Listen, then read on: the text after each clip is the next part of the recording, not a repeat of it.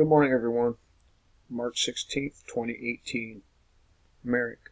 Here I am at Zero Hedge. As Trump moves towards war, the resistance refuses to resist.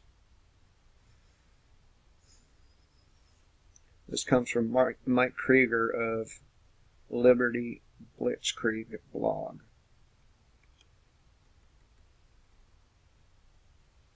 Tuesday's post, it's impossible to overstate how terrible Mike Pompeo is, laid out the view that Trump's firing of Rex Tillerson represents a major shift towards war footing for the Trump administration, with Iran the specific target. This pivot was easily predictable, and I wrote numerous articles doing just that during 2017. Nevertheless, forecasting it and then seeing the disastrous pieces being moved into place are two different things.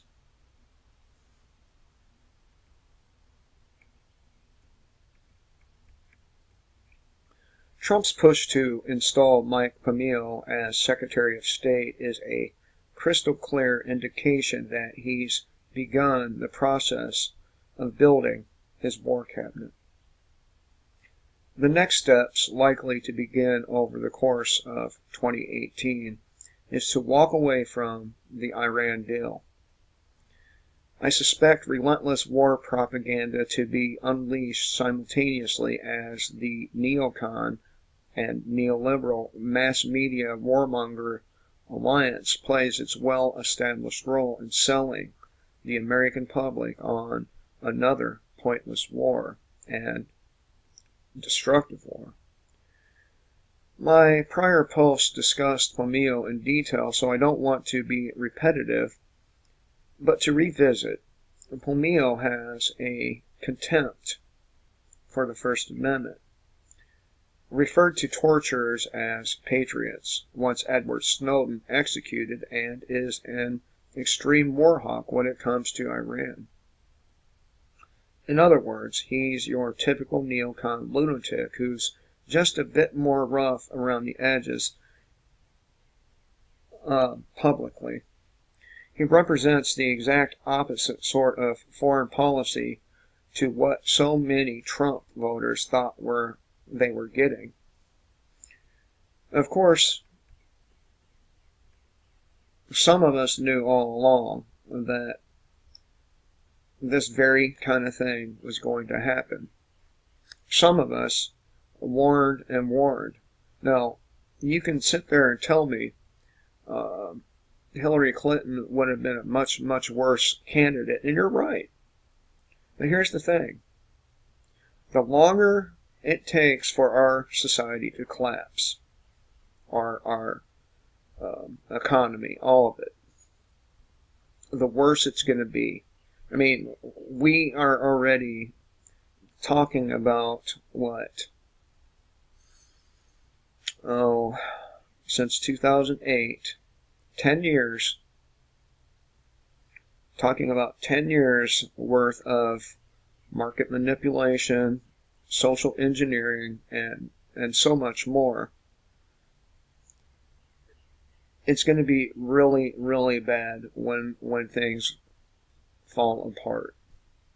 And the longer it takes, the worse it's going to be. Switching gears a bit, today's piece will zero in on Trump's other desired appointment, Gina Haspel, to head the CIA. Gina's famous for running a CIA black site in Thailand where detainees were tortured. In fact, she performed her role with such gusto that she was nicknamed Bloody Gina. Wow. And she played a key role in destroying videotape evidence of torture. And of course, I talked about this yesterday, which I don't know if anyone ever watched the video, but you should. What's most interesting and extremely disturbing about the Pompeo and Haspel appointments is the lack of resistance from the resistance. And I'm going to tell you right now, the resistance is dead. There is no more resistance. It's gone. When these people take over, fully take over, there will be no resistance. There will be groups of people that go into the forests and to try to separate themselves from what's going on. But those people will be hunted down. They will be hunted down and brought back to the world. And if they resist, they will be killed.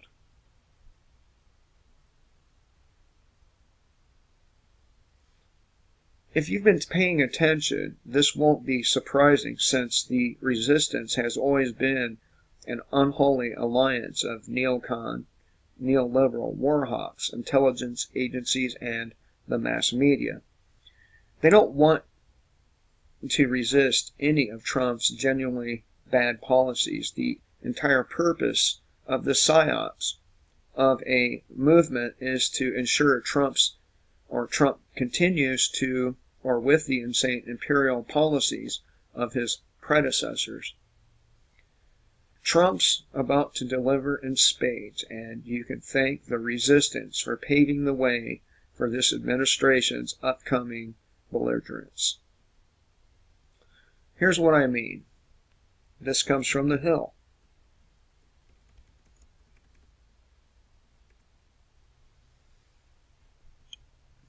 This puts Democrats in a potentially powerful position to swing Haspel's confirmation. Yet early signs suggest that the minority is prepared to offer support despite her controversial record, fierce opposition to human rights activists, or should I say from human rights activists, and the fact that she is a Trump nominee. The top Democrat on the Senate Intelligence Committee, Senator Mark Warren of VA, is that Virginia? I think it is, on Wednesday cited a very good working relationship with Haspel, currently the agency's deputy director. Senator Joe Manchin, a red state Democrat who also sits on the intelligence panel, said he was very much open-minded.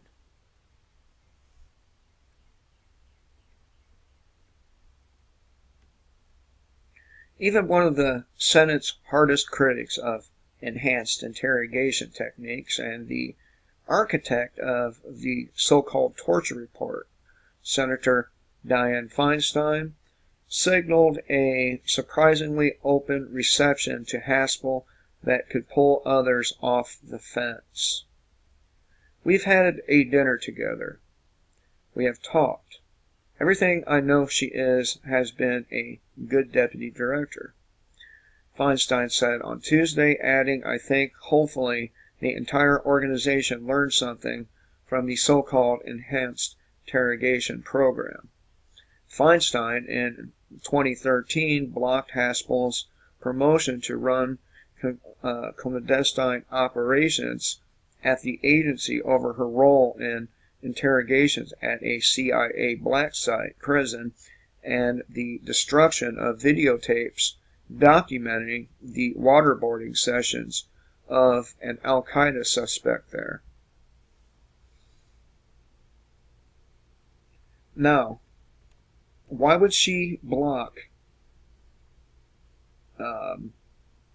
Haspel in 2013, and now under Trump, she's open to it? She's open to a bigger promotion.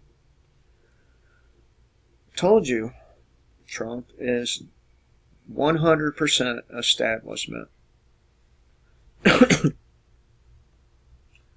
And how do I know that? How did I know this from the start? I'll tell you how I knew. We had 8 years of the media praising Barack Obama and his disastrous presidency. In order to get their man Trump into the White House, they had to create a media campaign against Trump. Have you ever heard the saying about publicity? Well, bad publicity is good publicity. It's like these smoking commercials where they show the old woman talking about how cigarettes killed her, gave her throat cancer. Well, if they didn't want people to smoke, they wouldn't give the cigarette companies any commercials whatsoever. But it's a thing where they tap into the human's natural inclination to believe that it will never happen to them. Well, the same principle applies to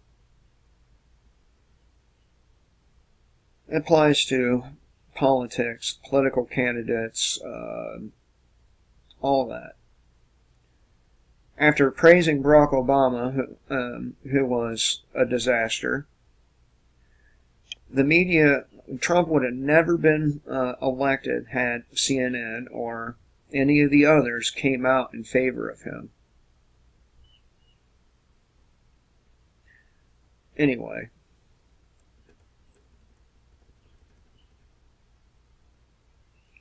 Oh, did I skip something here? Yes, I did.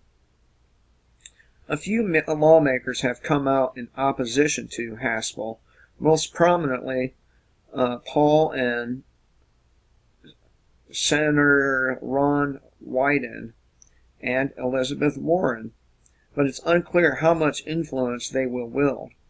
If history is any indication about how much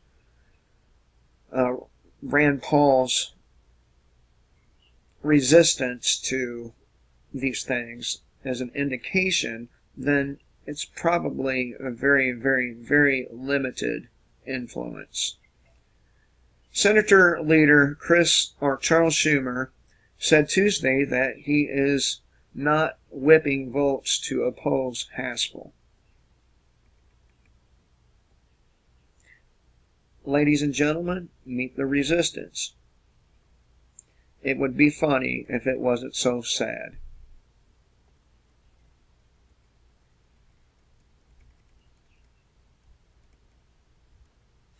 To be fair, Schumer does have some concerns with regard to Pameo. He might not be belligerent enough toward Russia. But Democrats stressed on Tuesday that their previous support for Pameo did not automatically mean they would support him to be Secretary of State. Schumer noted he wanted to know if the former House member will be tougher on Russia if he's confirmed to be the country's top diplomat.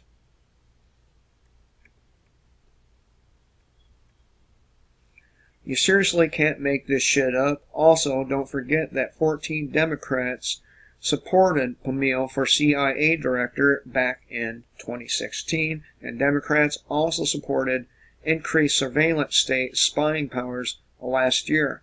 I find it fascinating that when it comes to mass surveillance and torture, suddenly Democrats don't want to resist.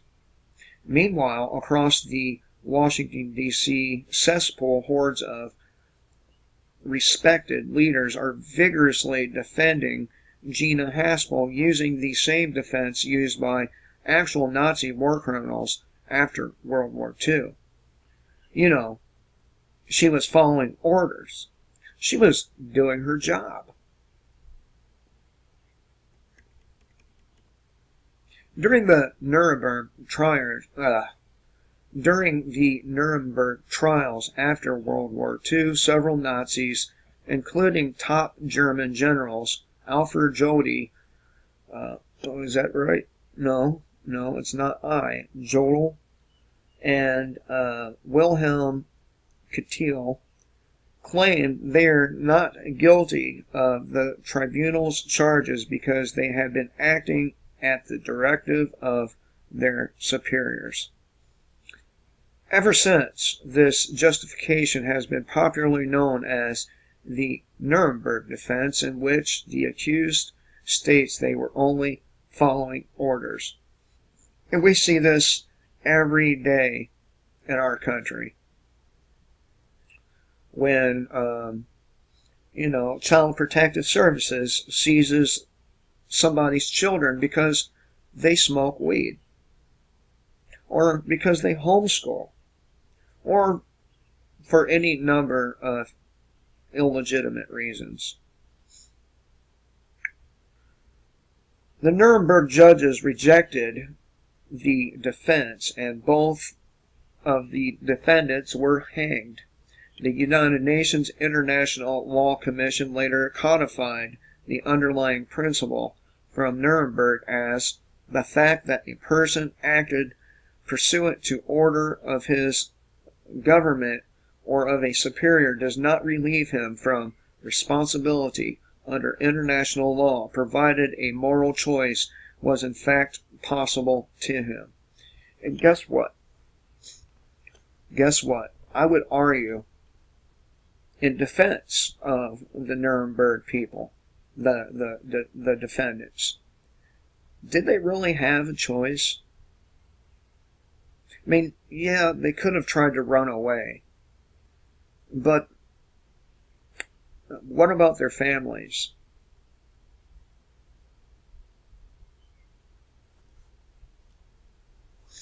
This is likely the most famous declaration in the history of international law and is as settled as anything possibly can be.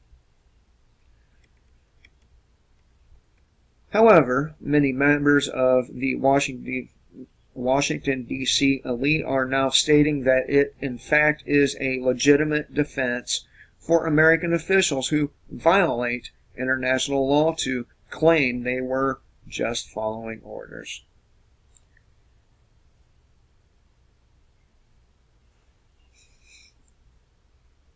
Of course, I already covered the fact that Haspel oversaw a secret black site in Thailand, and the prisoners there were waterboarded and subjected to other severe forms of abuse. A former CIA operative who helped capture many CIA or Al-Qaeda prisoners, that was a Freudian slip, recently said that Haspel was known to some at the agency as Bloody Gina, and that Gina and people like Gina did it, I think because they enjoyed doing it. And look, and that's really the bottom line. If you didn't enjoy torturing people, if you didn't enjoy harming your country,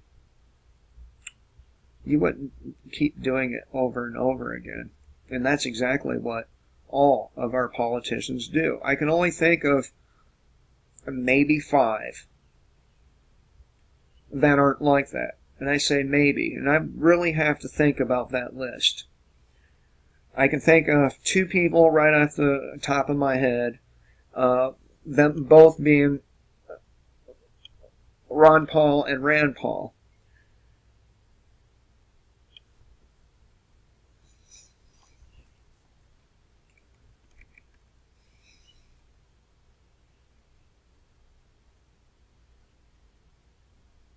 Okay.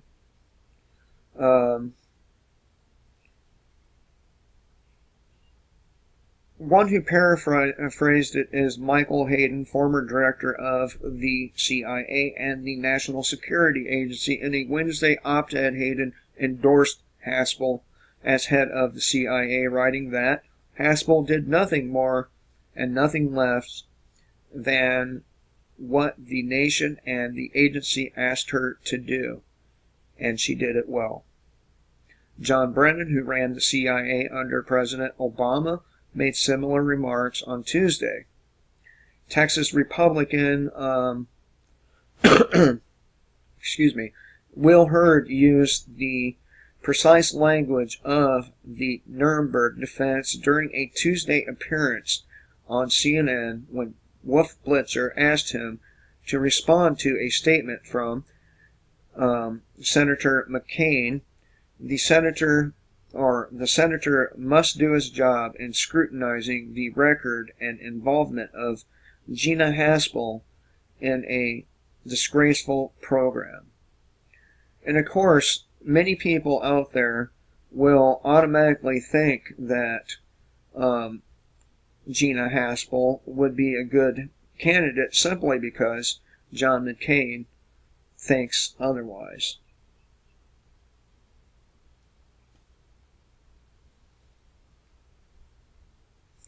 Hurd, a member of the House Intelligence Committee and a former CIA operative as well, told Blitzer that this wasn't Gina's idea. She was following orders. She implemented orders and was doing her job.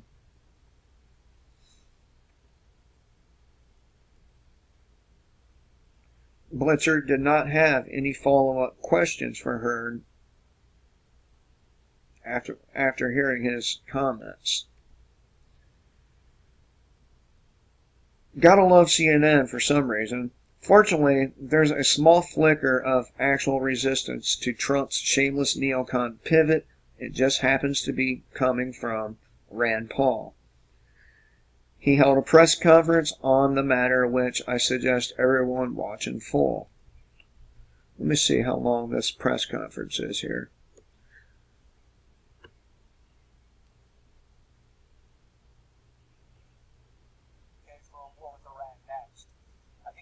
Against most of the things that President Trump campaigned on, that the unintended consequences of regime change in Iraq actually led to instability in the Middle East. I don't think you guys are going to hear that. No, it's not loud enough for y'all to hear it, so I'll leave a link in the description box below so you can see the press conference. As if all this isn't concerning enough, something Jeremy Scahill said in a recent Democracy Now! Interview really shook me. I discussed it on Twitter earlier today.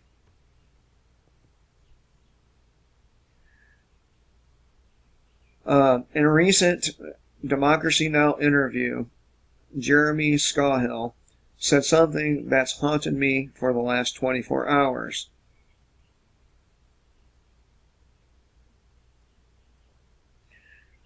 He posts Trump doesn't actually want Haspel. He wants Tom Cotton for CIA.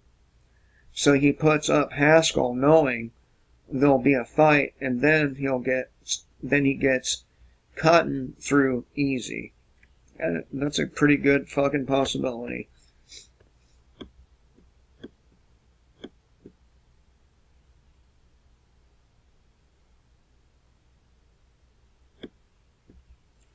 Anyway, this video has gone pretty long here. I think I will cut it at this. And just remember,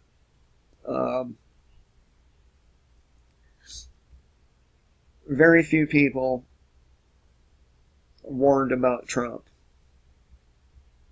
Very few people are protesting or saying anything about his breaking his word.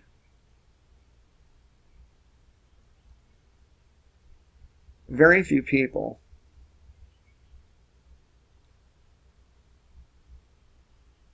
see the reverse psychology campaign going on. But I do. Remember, people, kill the state and live free.